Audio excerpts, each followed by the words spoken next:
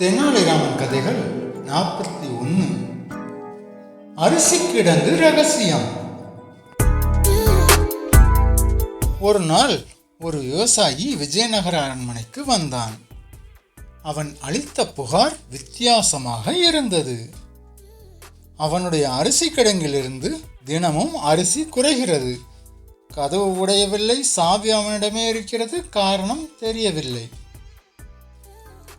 கிருஷ்ணதேவராயர் தெனாலிராமனை அழைத்தார். தெனாலிராமன் கிடங்கை சுற்றி பார்த்தான்.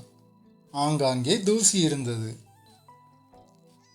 தெனாலிராமன் தரையில் மெல்லிய வெள்ளை பொடியை தூவினான். திருடன் காலில் இது ஒட்டும் என்றான். அடுத்த நாள் பொடி அப்படியே இருந்தது, ஆனால் அரிசி குறைந்திருந்தது. திருடன் தரையில் நடந்து வரவில்லை. கிடங்கின் பின்புறத்தில் காற்றோட்டத்திற்காக அமைக்கப்பட்ட துளை ஒன்று காணப்பட்டது. அதே நேரத்தில் அது மனிதன் வருவதற்கு போதாது. ஆனால் கிடங்கிற்கு வெளிப்புறம் சில காலடி தடங்கள் இருந்தன. தெனாலிராமன் அதை கவனித்தான். நிச்சயமாக விலங்கோ பறவையோ அல்ல, மனிதன்தான் தேடுகிறான். தெனாலிராமன் சந்தேகப்படும் ஆட்களை வரவழைத்தான். ஒவ்வொருவரின் கையில் இருந்த நகங்களை பார்த்தான். ஒருவனுடைய நகை இடுக்கில் மட்டும் மண் இருந்தது. ஆனால் அந்த மண் கிடங்கில் இருந்த மண்ணின் நிறம் அல்ல, அது அவன் வீட்டு மண். அவன் திருடனில்லை. தெனாலிராமன் கிடங்கை சுற்றியுள்ள வீடுகளை பார்த்தான். ஒரு வீட்டின் கிணற்றில் மட்டும் கொக்கியுடன் ஒரு கயிறு தொங்கிக் கொண்டிருந்தது. தெனாலிராமன் ஒரு உண்மையை யூகித்தான்.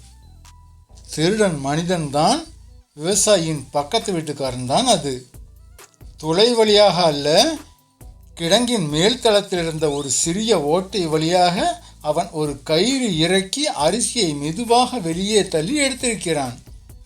கயிற்றின் நுனியில் சில அரிசி துளிகள் ஒட்டியிருந்தன.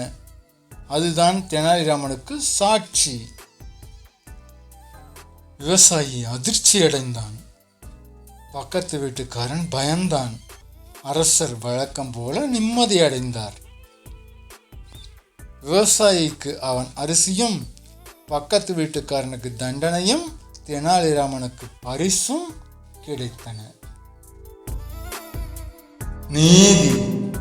சாவி கையில் இருந்தால் மட்டும் பாதுகாப்பு வராது, கவனம் மனதில் இருந்தால்தான் வரும். சப்ஸ்கிரைப் பண்ணுங்க, லைக் பண்ணுங்க, கமெண்ட் பண்ணுங்க.